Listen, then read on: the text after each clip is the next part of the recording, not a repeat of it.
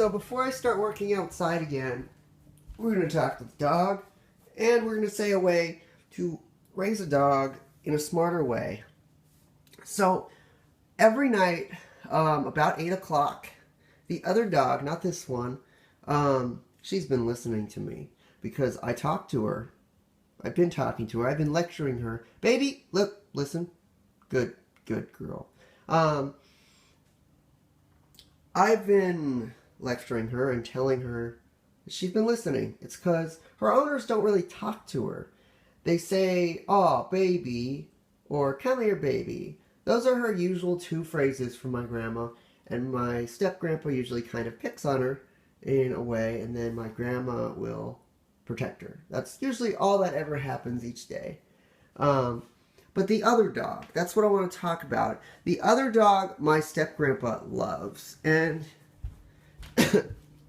I might have filmed the other dog before, but probably not. That's the other dog. Hi, Piper. The other dog has learned to manipulate my step-grandpa.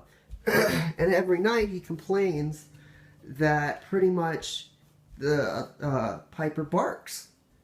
Well, the reason Piper barks, dumb shit, I'm sorry, Grandpa, but I have to use that word. Don't complain that the dog barks if it's your fault in the first place. It is your fault.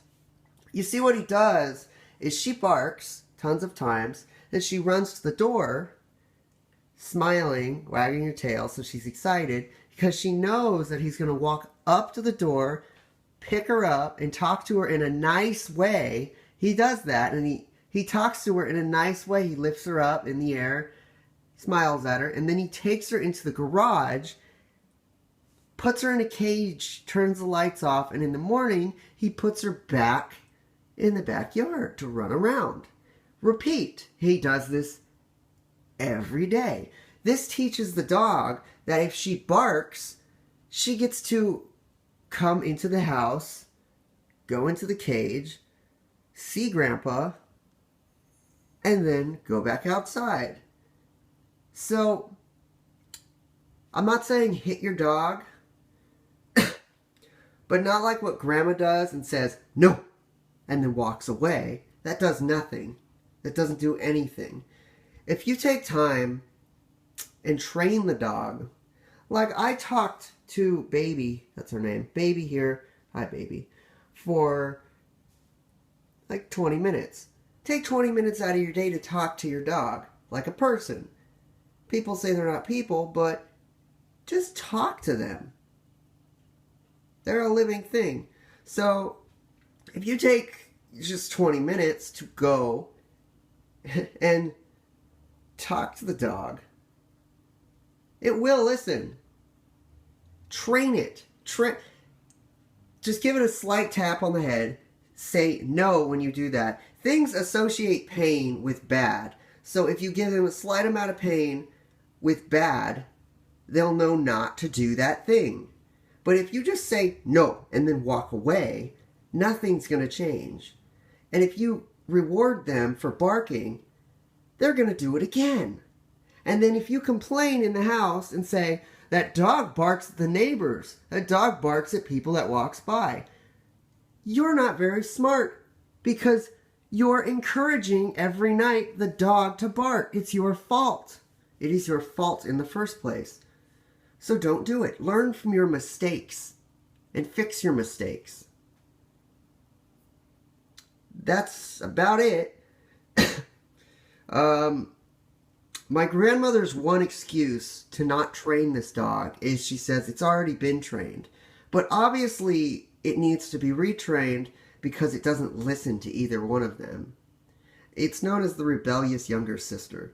It's the youngest dog and it doesn't listen to either one of them. It knows how to manipulate them to get inside the house by barking, but it doesn't listen to them. So retrain it. Take the time and retrain it. That's all I have to say. Like I kind of trained Baby. Baby, look. Good dog. Like that. If they look at you, and they listen, you pet them, and that's a reward. Stuff like that. Easy stuff like that. I had a dog, and I trained him really well. Baby? Good. Now, when my grandparents get home, they're going to do the opposite with Baby, give her whatever she wants, and this training I just gave her will be useless.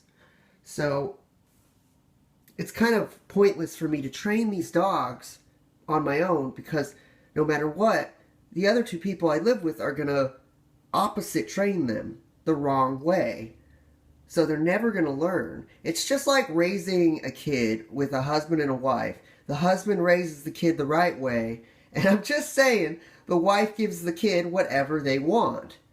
With the kid doing bad things, they reward them when they do bad things. They say, oh, they didn't mean to, or oh, they're just young, or oh, they're just, oh.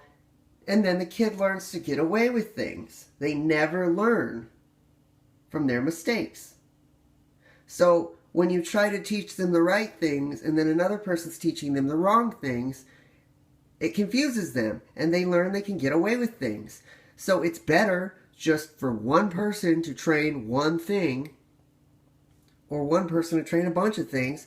One person, not two people, one person. That's with anything.